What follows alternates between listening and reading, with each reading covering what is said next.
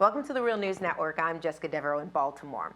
As Greece continues to face the repercussions of its debt crisis, one of the strongest forces advocating that Greece pay its debt in full is the German government. But ironically, Germany also unilaterally defaulted on its external debt, first in the 1930s and again in the 1950s. Here to give us a bit of economic history is our guest, Jayati Ghosh. She is a professor of economics at the Nehru University in New Delhi, India. Thanks so much for joining us, Jayati. It's a pleasure.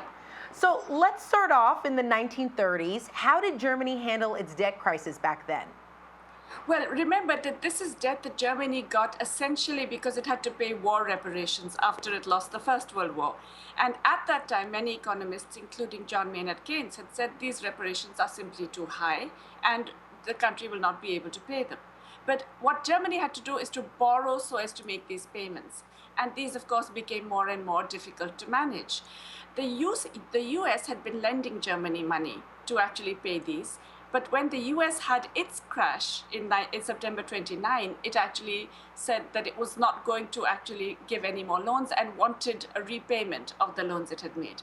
Now, this created all kinds of problems in Germany. And the Weimar Republic, actually, one of the reasons for its collapse was this. In 1933, when the Nazis came to power, they unilaterally suspended all debt payments and basically defaulted on the debt. Okay, now let's fast forward to the 1950s, and this was a post-World War II environment. Germany was granted substantial debt relief. Is that right? Absolutely. Now, remember that some of this debt was in fact pre-war debt, which was the debt that had been taken on by Germany and not paid since then, since 1933. But more than half of this was actually debt, again from the US, which was part of the Marshall Plan. The United States, after the Second World War, actually gave a lot of money to Western Europe for its reconstruction and recovery. In many countries, it gave grants, but to Germany, it gave loans. So more than half of German debt was Marshall Plan loans from the United States. It wasn't just the war reparation stuff. And another large part of it was the debt that it incurred in the pre-war period and hadn't paid. A group of creditors, about 20 creditors of Germany, which in fact ironically included Greece at the time, got together in negotiations in London in 1953, and they met between February and August in 1933. They ended up with something called the London Agreement, which basically gave Germany very astonishingly generous terms for restructuring its debt and repaying it. What they did is they cut this debt, which was a total of about $32 billion at the time. They cut it by half. And they cut both the pre-war and the post-war part. Most of it was done by the United States, but it was also done by the United Kingdom and, in fact, by all the creditors together, including Greece. But Jayati, some may argue that the circumstances around Germany's default were quite different in that they were in a pre- and post-war environment, and they were actually punitive reparation payments, not what some see as the Greek government providing services that they can't afford. So how can we compare Greece's debt crisis to Germany's? Well, okay, let's look at the 1930s episode. Germany was in debt because it had borrowed to pay the reparations. Okay, now you could argue that they shouldn't have borrowed, that they should have generated a surplus from inside their economy. So that's the first point.